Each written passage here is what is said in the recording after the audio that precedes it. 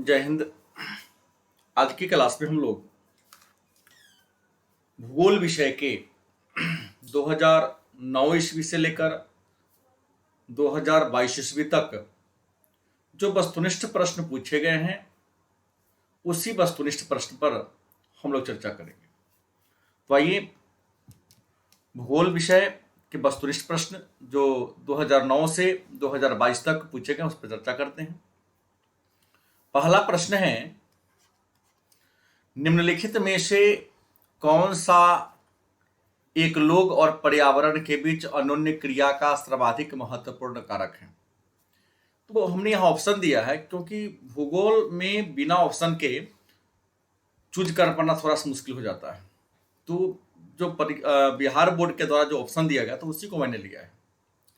निम्नलिखित में से कौन एक लोग और पर्यावरण के बीच अन्योन्य क्रिया का महत्वपूर्ण कारक है? तो आपका उत्तर होगा प्रौद्योगिकी।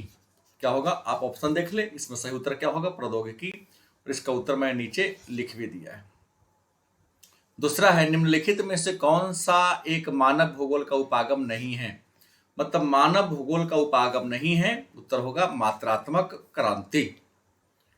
अगला है, मानव भूगोल क्रियाशील मानव और अस्थायी पृथ्वी के परिवर्तनशील संबंधों का अध्ययन है।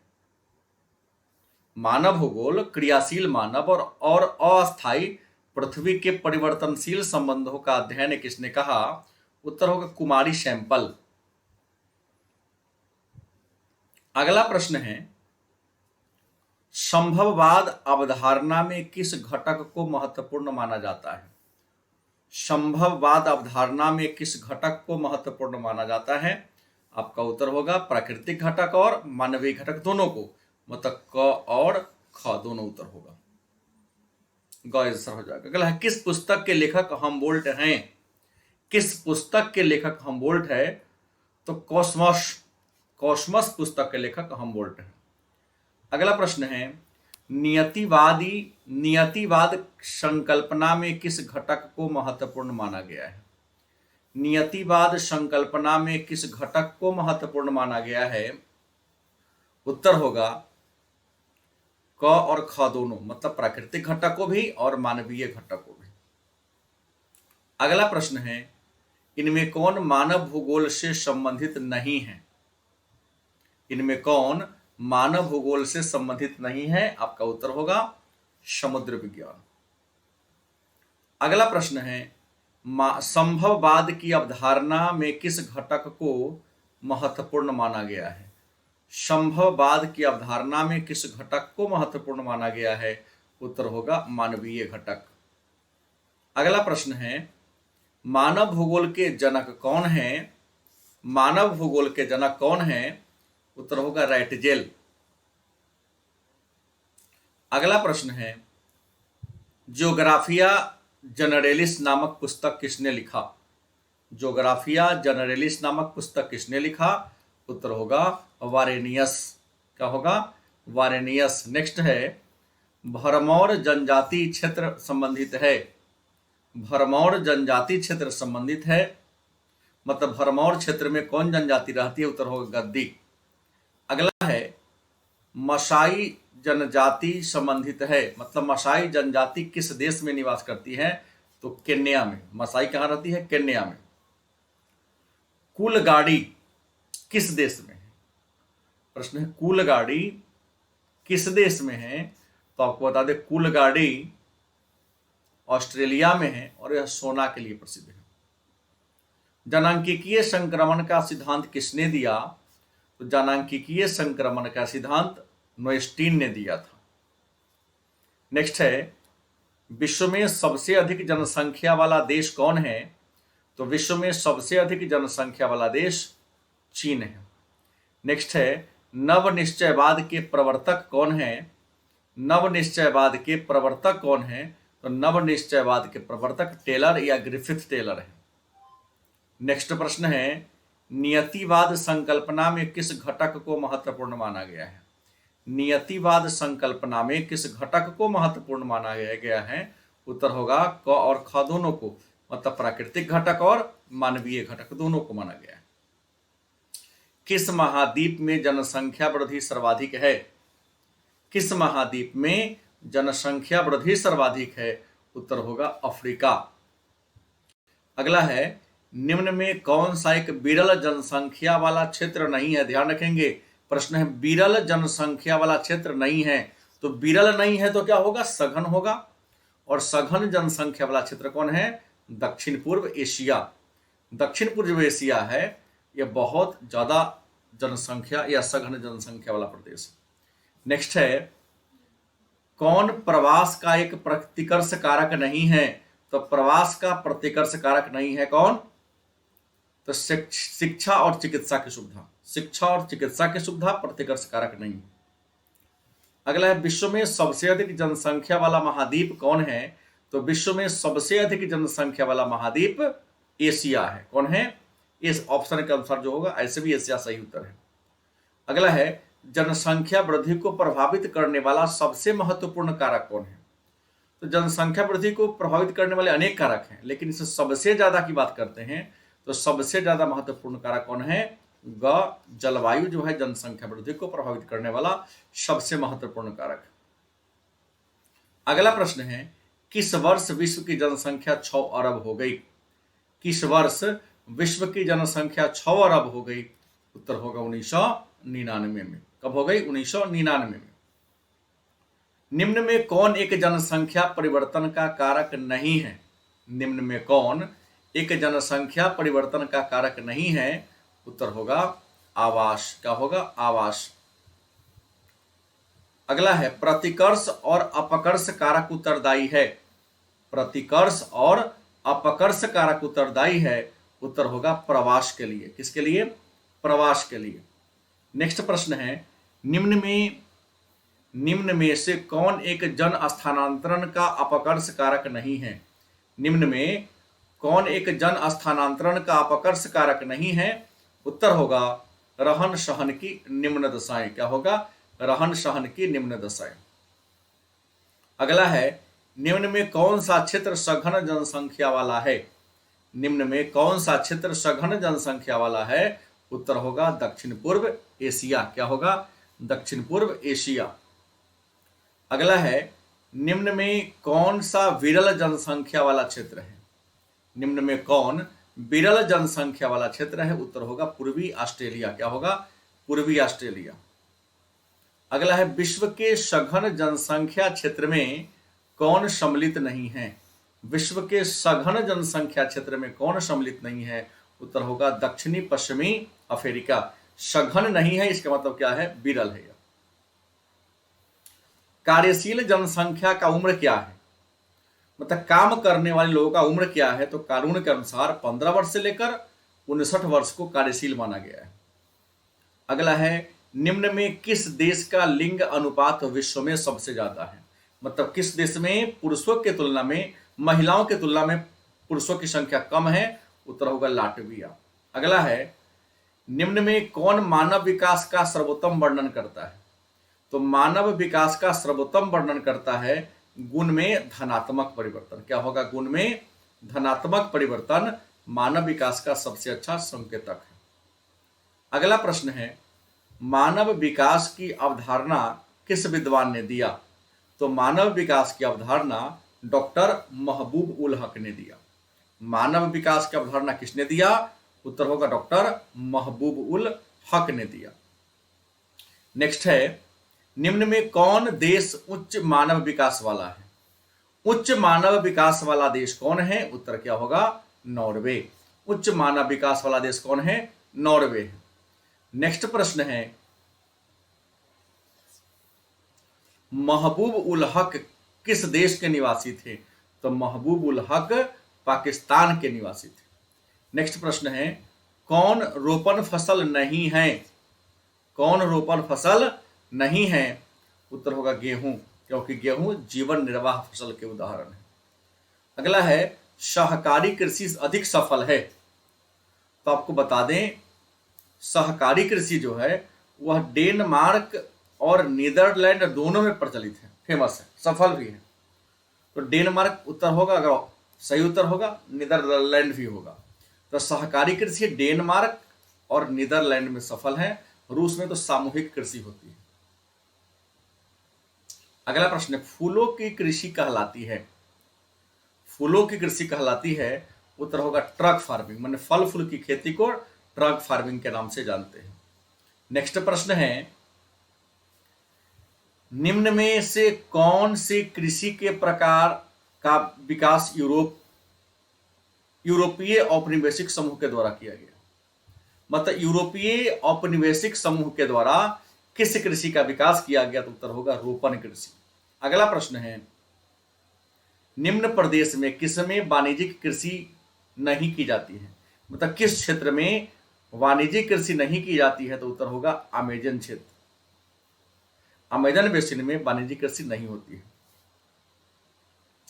अगला है, निम्न में से कौन सा एक प्रकार कर्तन दहन कृषि का है? मतलब काटो और जलाओ खेती या कर्तन यहां दहन कृषि का प्रकार कौन है? तो उत्तर होगा आदिकालीन निर्वाह कृषि को कर्तन दहन कृषि भी कहते हैं। नेक्स्ट प्रश्न है, निम्न में कौन एकल कृषि नहीं है? मतलब एकल नहीं है इसका मतलब क्या है? मिश्रित होगी। क्या होगी? मिश्रित है, जो एकल नहीं है। अगला प्रश्न है, कौन सी एक आर्थिक क्रिया ग्रामीण बस्तियों में प्रचलित है? मतलब गांव के लोग कौन सी क्रिया करते हैं? तो अपने जीवन यापन के लिए गांव के लोग प्राथमिक क्रिया करते हैं। नेक्स्ट प्रश्न है, हॉर्टिकल्चर संबंधित है, हॉर्टिकल्चर संबंधित है तो फल और सब्जी से। किससे? फल और सब्जी से। निम्न में कौन बागाती कृषि नहीं है? मतलब बागानी कृषि नहीं है, तो उत्तर होगा रबर, क्योंकि रबर बागानी नहीं बल्कि क्या है? रोपण फसल है।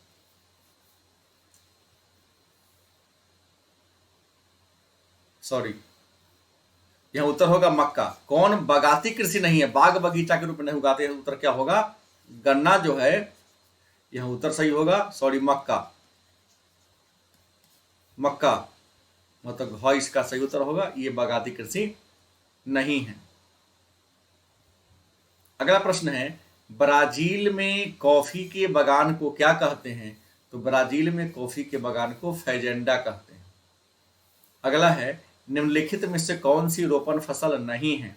निम्नलिखित में से कौन सी रोपण फसल नहीं है? तो रोपण फसल नहीं होगा, क्या होगा?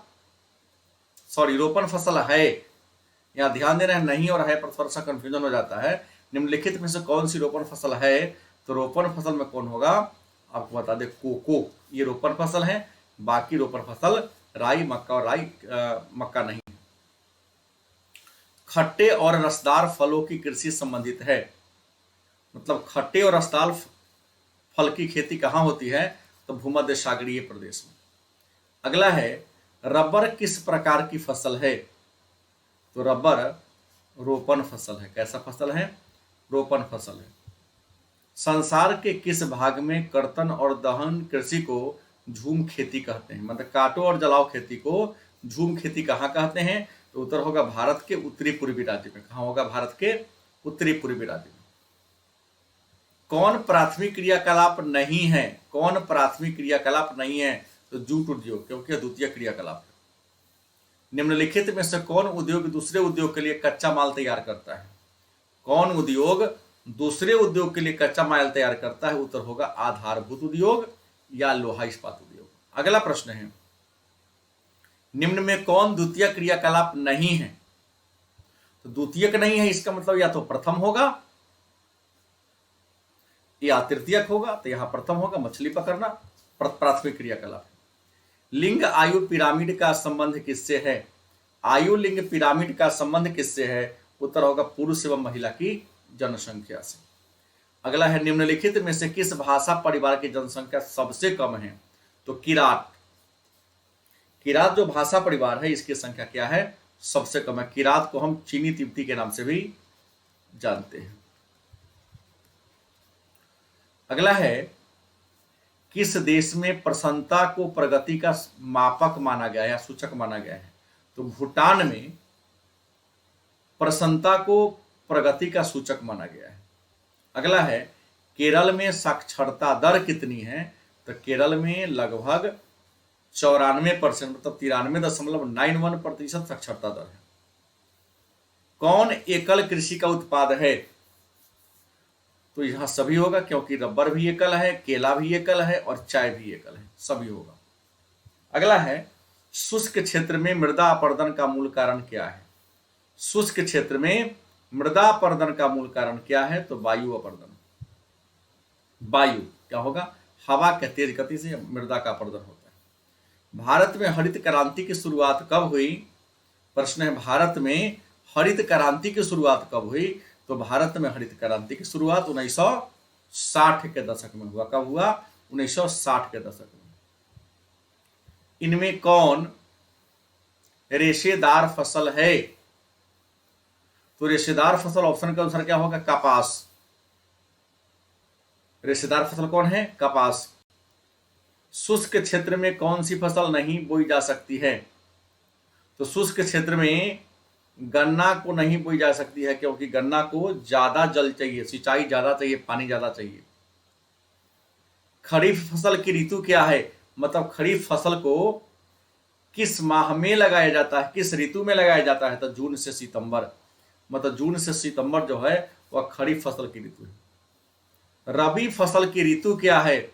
तो रबी फसल की ऋतु शीत ऋतु है। मतलब रबी को शीत ऋतु में लगाया जाता है। इनमें कौन प्राथमिक क्रिया के उदाहरण हैं? इस प्राथमिक क्रिया के उदाहरण की बात करते हैं तो प्राथमिक क्रिया में आ जाएगा कृषि। क्या होगा? कृषि।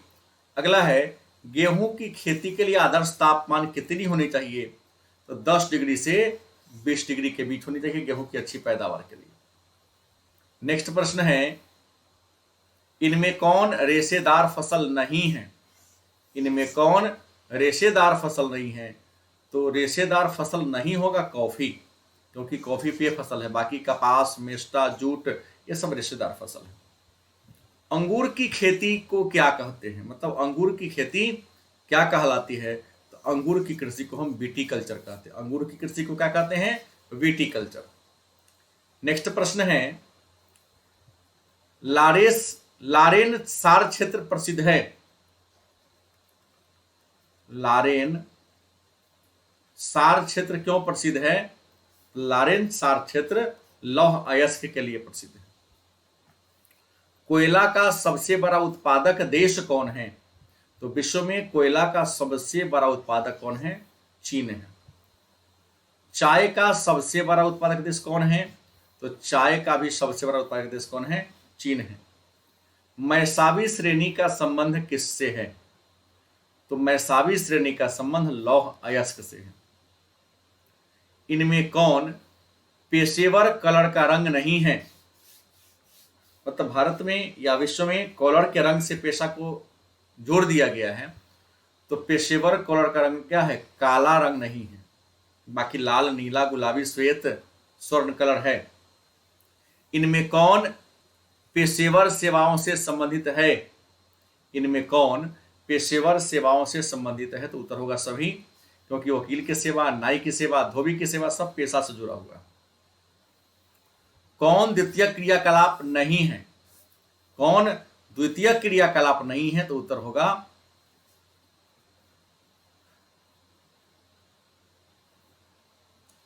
द्वितीय क्रियाकलाप नहीं है, तो उत्तर होगा मछली पकड़ना। क्या होगा? मछली, क्योंकि यह क्या है? प्राथमिक क्रियाकलाप।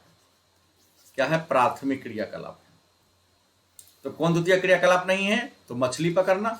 बाकी वस्त्र निर्माण, लोहा प्रगलन, टोकरी बनाना ये सब आ जाएगा उसमें।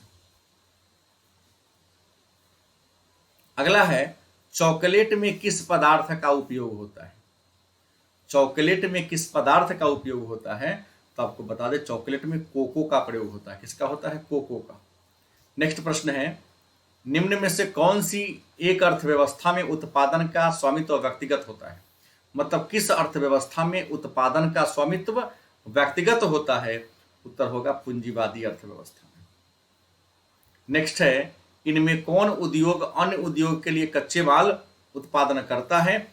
उत्तर होगा आधारभूत उद्योग या लोहा इस्पात उद्योग। अगला है, इनमें कौन औद्योगिक अवस्थापन का प्रमुख कारण नहीं है? मतलब एक कारखाना को स्थापना करने के लिए क्या जरूरी नहीं है? तो आपको चाहिए बाजार जरूरी है, पूंजी भी जरूरी है, ऊर्जा भी जरूरी है, लेकिन जनसंख्या घनत्व तो जरूरी नहीं है। अगला प्रश्न है,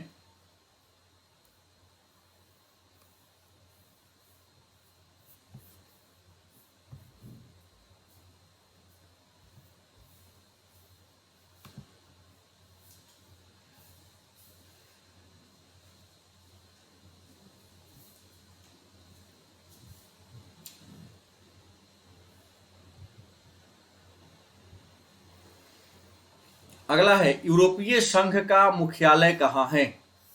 यूरोपीय संघ का मुख्यालय कहाँ है? तो यूरोपीय संघ का मुख्यालय बेल्जियम में है। कहाँ होगा? बेल्जियम में। नेक्स्ट है, इनमें किस संगठन का मुख्यालय काठमांडू में है? तो काठमांडू में दक्षेस या सार्क का मुख्यालय है। मुक्त आकाश नीति कब लागू की गई? तो मुक्त आकाश नीति 1992 ईस्वी में। कब? 1992 में आई थी। उच्च परिमाण स्तर वाले अन्वेषण से संबंधित क्रियाकलाप को क्या कहते हैं? उच्च परिमाण वाले अन्वेषण से संबंधित क्रियाकलाप को क्या कहते हैं? उत्तर होगा चतुर्थ क्रियाकलाप। अगला प्रश्न है, विश्व का सबसे बड़ा क्रियाकलाप कौन है? तो आपको बता दें कि पहले तो कृषि था, लेकिन वर्तमान समय में जो सबसे बड़ी क्रियाकलाप है वह पर्यटन, क्योंकि अब पर्यटन को उद्योग का दर्जा दिया जा चुका है। इनमें कौन चतुर्थ क्रियाकलाप है? तो विद्यालय, विश्वविद्यालय में अध्यापन, मतलब विश्वविद्यालय में पढ़ाना। बाह्य स्रोती मतलब आउटसोर्सिंग सहायक है। मतलब आउटसोर्सिंग से हमें क्या क्या फायदा मिलता है? तो दक्षता में भी सुधार आता है, विकासशील देशों में रोजगार बढ़ता है और कीमत भी घटता है। मतलब सभी उत्तर होगा इसका। किस महादेश में सबसे ज्यादा अंतर्राष्ट्रीय पर्यटक आते हैं? किस महादेश में सबसे ज्यादा अंतर्राष्ट्रीय पर्यटक आते हैं? तो आपका उत्तर होगा यूरोप में। यूरोप में सबसे ज्यादा आते हैं, क्योंकि यूरोप में घूमने का जगह बहुत ज्यादा है। इनमें कौन पंचम क्रियाकलाप है? इनमें कौन पंचम क्रियाकलाप है? तो बाह्य स्रोती मतलब आउटसोर्सिंग जिसको कहते हैं, इसको पंचम क्रियाकलाप की श्रेणी में रखा गया है। अगला, हेमेटाइट किस धातु का अयस्क है? तो आपको बता दें कि हेमेटाइट लोहा का अयस्क है। किसका है? लोहा का। नेक्स्ट प्रश्न है, किस पतन को स्वेज मार्ग से लाभ मिलता है? मतलब किस बंदरगाह को स्वेज मार्ग से लाभ मिलता है?